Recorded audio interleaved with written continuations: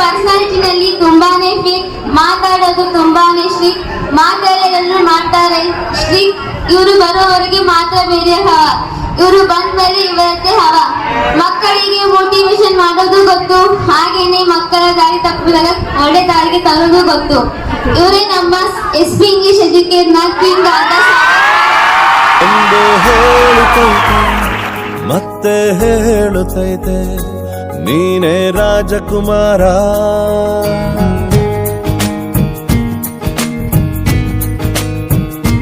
ಬೊಂಬೆ ಹೇಳುತ್ತೈತೆ ಮತ್ತೆ ಹೇಳುತ್ತೈತೆ ನೀನೇ ರಾಜಕುಮಾರ.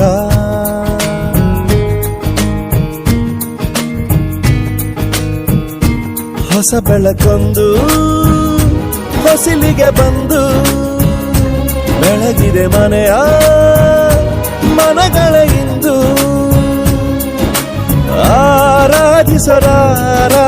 ರಾಜರತ್ನ ಆಡಿಸಿಯೇ ನೋಡು, ಬೀಳಿಸಿಯೇ ನೋಡು ಎಂದು ಸೋಲದು.